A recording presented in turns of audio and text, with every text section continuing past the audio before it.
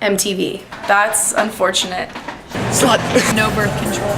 New Jersey. Slut. MTV. MTV. Bad luck. Whore. High school dropout. Britney. Slut. Mistake. Shame. The MTV show. Hero. Why didn't you use a condom? Teen Mom. Piece of shit. New Jersey. Irresponsible. Mean. Irresponsible. Not around. Socks. The big guy. Probably me. The MTV show. No, not white. Loser. Mistake. High school dropout. I mean, we know the reality of it. A woman has a child. A woman becomes pregnant. Well, I always say, you're a girl, you become pregnant, and all of a sudden you're a mom. For a father, it's like, he doesn't know he's a father until the child's in his face. And that's the reality of it.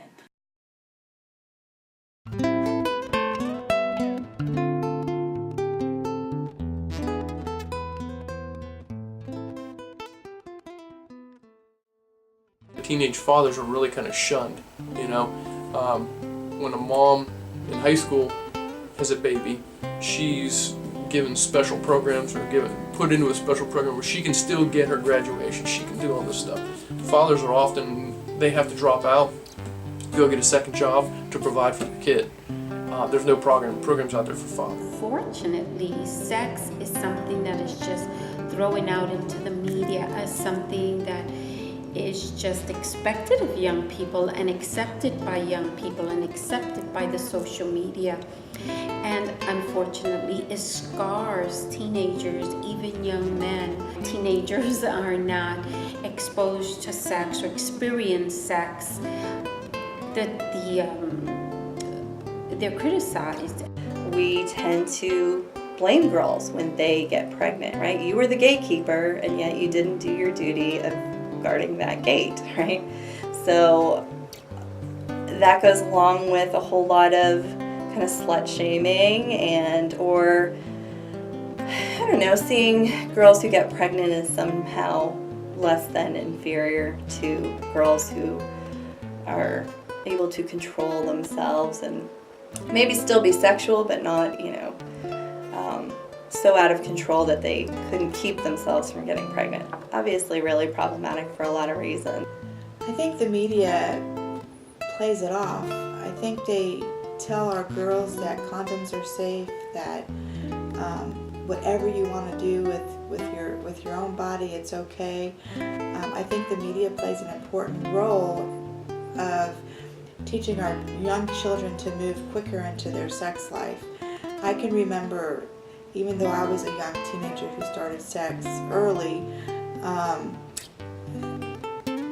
it seems to me it's getting earlier and earlier, that between TV, commercials, magazines, sex is just pushed so much that we're seeing our girls come in here younger and younger. Hey, my name is Lauren Waymeyer. I'm a freshman here at Rollins, and I'm a staff writer at the Sandsburg. I came across a couple articles in various news sources. One about comparisons between girls and used chocolate. One about this incredibly high rate of teen pregnancy in a rural Texas town that had no sex education in their curriculum. And one about, that was kind of the focus of the article, about how MTV's Teen Moms had been proven to cause a third of the decline in teen pregnancies during the years it was aired. And that to me that's embarrassing for us as a country, that teens are having to rely on reality TV shows for not even sex education, but just to, broach the topic.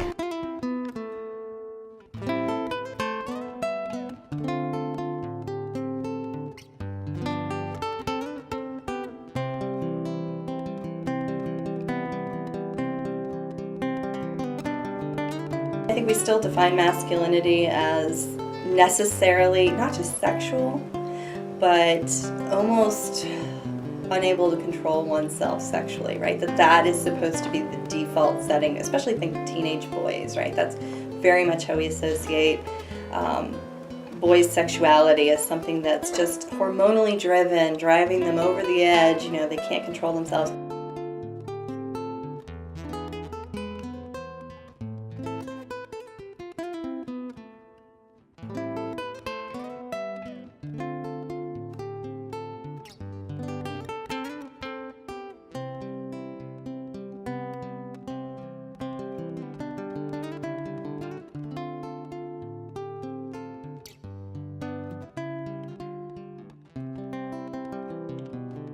Well, I think boys are getting the message that contraception, specifically in the form of condoms, is their responsibility.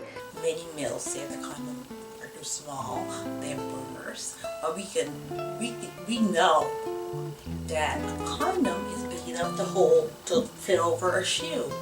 So if the techniques are not used correctly for males or females, then the rates of teen pregnancy is going to continue to increase. In terms of gender, there's privilege with being male, and masculinity is how we express that maleness.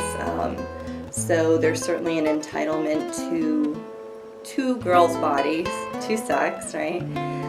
And there's also a cultural script that says that sexual pleasure is best when you don't, for instance, use a condom, right? So I would imagine that a real man is one who, first of all, seduces women, depending on what age we're talking about,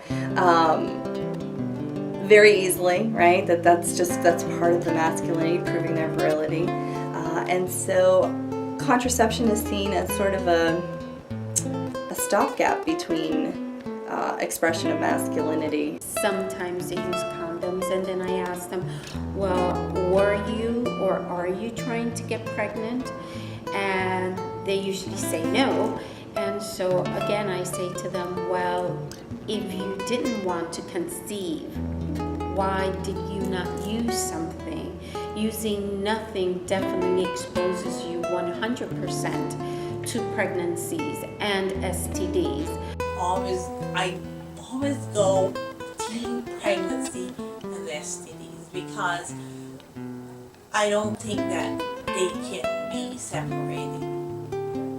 I know part of your documentary was mainly for teen pregnancy, but the importance of not only having a pregnant teen, but a teen that is pregnant and have an STD, that's double the cost. So that's a very big issue.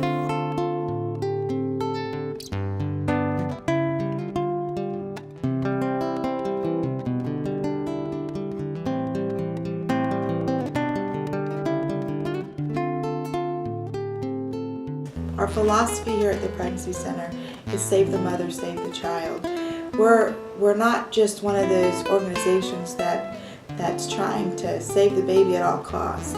We want to minister to the mothers and to the fathers. We've built the program for the fathers can participate in this because we've been struggling with a fatherless America.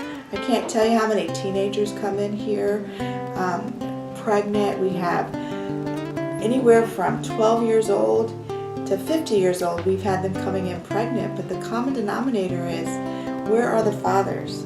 So we try to have the fathers participate in the program, coming to the Bible studies. We have men mentors that they can talk to. We have marriage mentors that husband and wife teams that will minister to boyfriend and girlfriends. And we're trying to get the fathers back into the lives of our babies.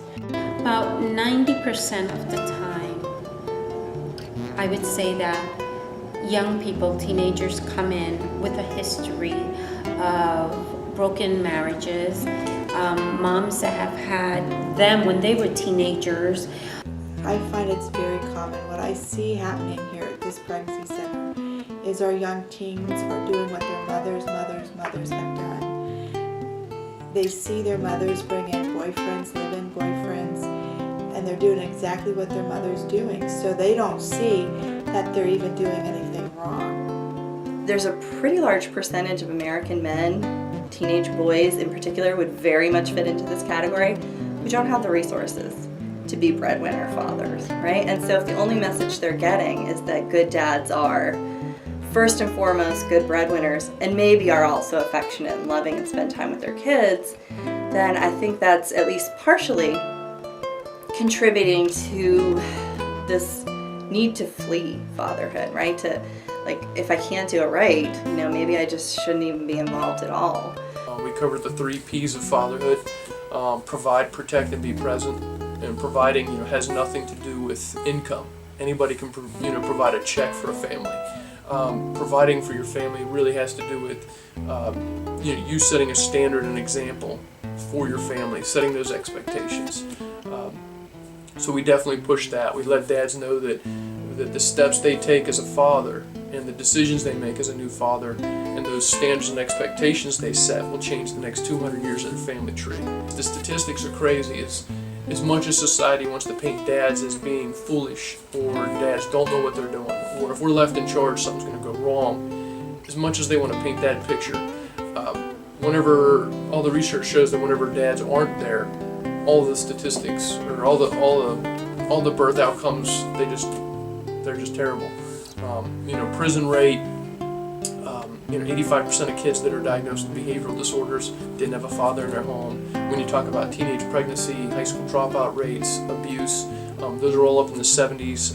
70% of those kids didn't have children, or didn't have 70% of those children didn't have fathers in their home. So it is an important statistic that these dads know. Hey, yeah, even though you're maybe not valued by society, everything shows, all the research shows that if you're not there, it is super important. Makes a big difference.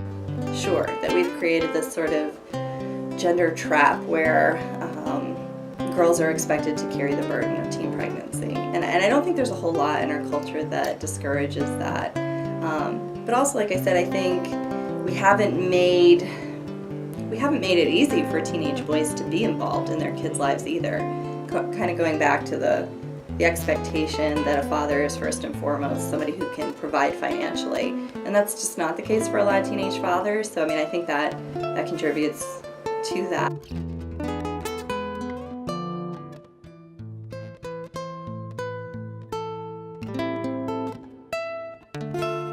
Unfortunately, Orange County is one out of Orlando is one of the top 100 cities for for single mother-run households. It's bad enough to be on the top 100, but they're like 48 on the top 100. So that's pretty bad. I think that the city needs to do a lot more to reach out to dads.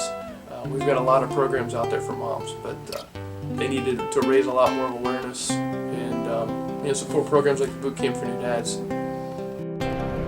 I think the best thing we can do is just arm our teenagers with knowledge, because I think most people are kind of defeatist when it comes to talking about teens. They think that they'll just automatically do the wrong thing, or they won't behave in a respectable way. But when teens know, I think they fully understand the consequences of their actions. You'd be pretty surprised at how often they can make a better decision.